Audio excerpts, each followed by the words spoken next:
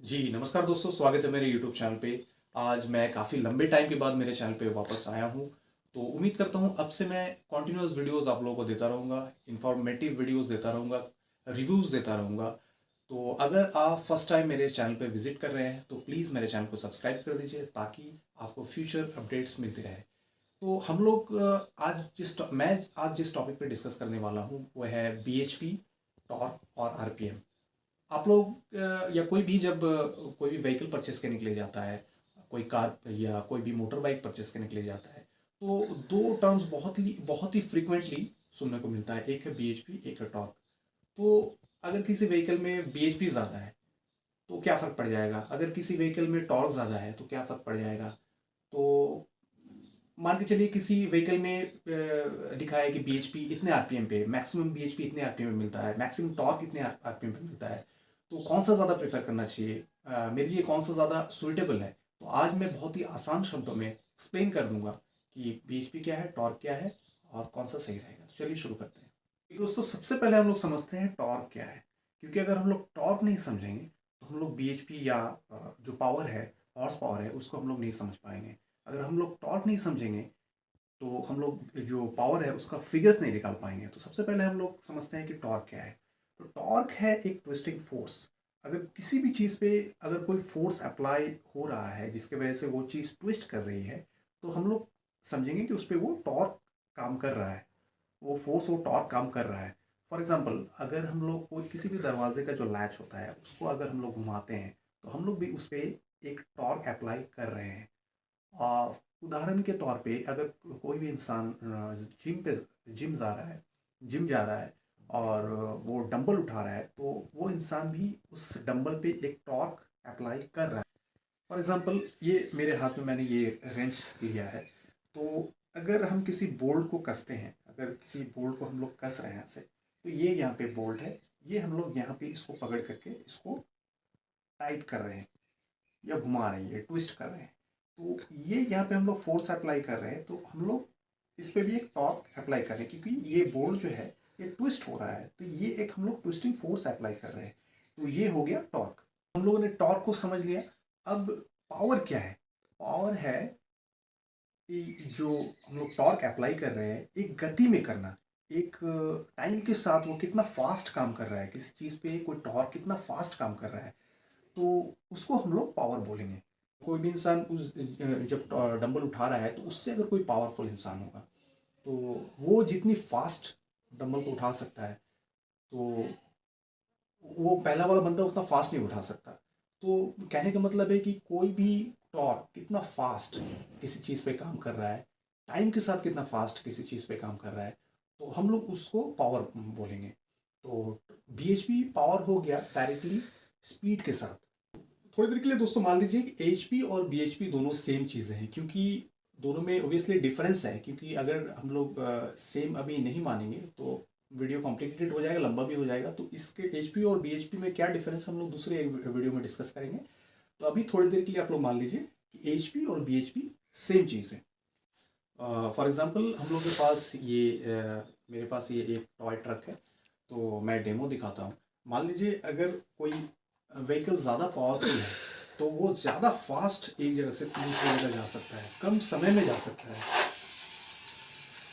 अगर इस व्हीकल में टॉर्क ज़्यादा है तो वो टॉर्क की मदद से थोड़ा स्लोली भी यहाँ से वहाँ जा सकता है। मतलब वो कम, थोड़ा टाइम ज़्यादा लेगा। तो कहने का मतलब है कि जो बीएचपी का जो संबंध है वो सीधे सीधे, जो पावर का जो संबंध है वो सीधे सीधे स्पीड के साथ है। डिफरेंस है। अब हम लोग समझते हैं कि फिजिक्स के टर्म में टॉर्क और बीएचपी को कैसे एक्सप्लेन किया जा सकता है। तो ये जैसा कि मैंने दिखाया था आप लोगों को, ये रेंच है, ये ट्विस्ट कर रहा है किसी नट या बोल्ट को, ये ट्विस्ट कर रहा है। तो हम लोग मान के चलिए इस पॉइंट पे फोर्स अप्लाई कर रहे हैं 10 न्यूटन का। और थोड़ी देर के लिए मान लीजिए ये जो डिस्टेंस है इस पॉइंट से इस जो फोर्स जिस पॉइंट पे अप्लाई हो रहा है उसका जो डिस्टेंस है 1 मीटर का है। तो जो टॉर्क इस पे काम करेगा, ट्विस्टिंग फोर्स जो काम करेगा वो होगा 10 न्यूटन मीटर। तो ये समझ में आ गया। अब हम लोग समझते हैं कि जो टॉर्क और बीएचपी है वो ऑटोमोबाइल इंजीनियरिंग में कैसे काम करती है। ये इसका वर्किंग प्रिंसिपल क्या है। तो सबसे पहले हम लोग समझते हैं टॉर्क कैसे काम करता है कि जब भी कोई भी इंटरनल कंबशन इंजन है तो उसमें 4 स्ट्रोक होता है। सबसे पहला स्ट्रोक जो होता है उसमें जो एयर फ्यूल मिक्सचर है वो सिलेंडर के अंदर एंटर करती है। एंटर करने के बाद वो उसके बाद कंप्रेशन स्ट्रोक होता है। कंप्रेशन स्ट्रोक होने के बाद फिर पावर स्ट्रोक होता है। जब कंबशन होता है वहाँ पे, तो कंबशन के बाद वहाँ पे जो पावर जो जनरेट होती है, वहाँ पर जो फोर्स जो पिस्टन के ऊपर अप्लाई होती है वो डायरेक्टली कनेक्टिंग रॉड के थ्रू वो क्रैंकशाफ्ट को घुमाती है। तो ये जो फोर्स जो एकदम से क्रैंकशाफ्ट को जो ट्विस्ट करती है, तो वो फोर्स को हम लोग टॉर्क बोलेंगे। अब बीएचपी पावर हो गया, कितनी गति से कितनी स्पीड से ये टॉर्क क्रैंकशाफ्ट पे अप्लाई हो रही है, मतलब कितना स्पीड वो जो टॉर्क अप्लाई हो रहा है वो क्रैंकशाफ्ट को घुमा रहा है कितनी तेजी से। तो वो हो गया टाइम के साथ, वो हम लोग उसको बीएचपी या एचपी पावर बोलेंगे। अब हम लोग पावर को दोस्तों पावर को एक्सप्लेन करते हैं। पावर हम लोग को कैसे मिलेगा। तो पावर होता है torque into RPM divided by 5252। तो थोड़ी देर के लिए हम लोग 5252 को अलग रख देते हैं, अलग कर देते हैं, क्योंकि अगर हम लोग फिर 5252 को समझेंगे तो फॉर वीडियो लंबा हो जाएगा। उसके लिए हम लोग को टॉर्क कर्व जो टॉर्क कर्व फिर बीएचपी कर्व को समझना पड़ेगा। तो हम लोग अलग से एक वीडियो में उसको एक्सप्लेन करेंगे। तो बीएचपी या HP power is equal to torque into RPM divided by 5252। तो अब ये जो आरपीएम है, ये आरपीएम दोस्तों ये व्हील्स का आरपीएम नहीं है। जो व्हीकल होता है उसका व्हील जो होता है उस वो जो रोटेट करती है उसका आरपीएम नहीं है। ये जो आरपीएम है ये क्रैंकशाफ्ट कितनी तेजी से घूम रहा है उसका आरपीएम है। आरपीएम का मतलब होता है रेवोल्यूशंस पर मिनट। तो ये हो गया। अब और दोस्तों जैसा कि मैंने बताया था आप लोगों को कि हम लोग टॉर्क को मैनिपुलेट कर सकते हैं।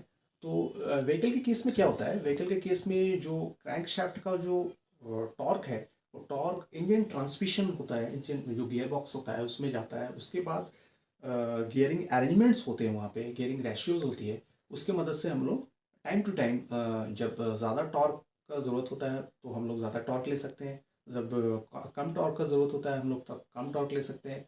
फॉर एग्जांपल अगर कोई भी व्हीकल किसी, मान लीजिए ये व्हीकल किसी पहाड़ी एरिया पे चढ़ रही है, पहाड़ पे चढ़ रही है या फिर किसी फ्लाईओवर पे चढ़ रही है, तो उस टाइम में क्या इसको ज़रूरत होगा, ज़्यादा टॉर्क ज़्यादा फोर्स का ज़रूरत होगा।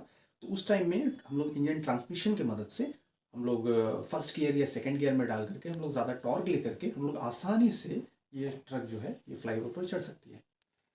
और जब ये ट्रक किसी फ्लैट सरफेस पे चल रही है, मान लीजिए किसी अच्छी सड़क पे चल रही है, फ्लैट सरफेस पे चल रही है, तो उस टाइम में इसको ज़्यादा टॉर्क की ज़रूरत नहीं है।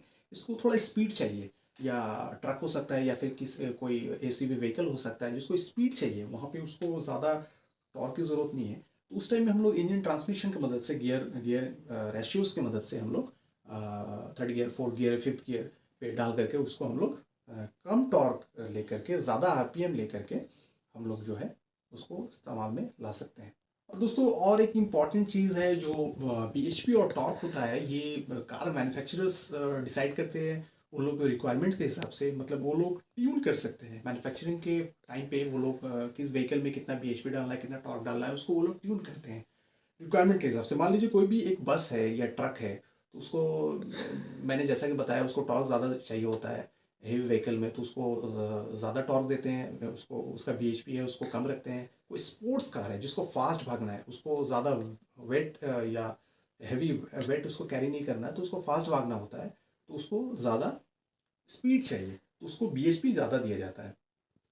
तो दोस्तों आखिरी में मैं ये बताऊंगा कि जो स्पोर्ट्स कार होती है, स्पोर्ट्स कार का बीएचपी ऑलवेज ज़्यादा रहता है क्योंकि उन लोगों को फास्ट चलना पड़ता है। पेट्रोल इंजन्स में बीएचपी को ज़्यादा देखा जाता है, ज़्यादा दिया जाता है पेट्रोल इंजन में जो कार्स होती हैं। और जो हैवी व्हीकल्स होती हैं जैसे कि ट्रक हो गया, उसको ज़्यादा लोड कैरी करना पड़ता है, जो उसको पुलिंग पावर ज़्यादा चाहिए, तो उसमें ट्रक हो गया उसको ज़्यादा लोड कैरी करना पड़ता है, जो उसको पुलिंग पावर ज़्यादा चाहिए, तो उसमें डीजल इंजन्स में टॉर्क को ज़्यादा दिया जाता है।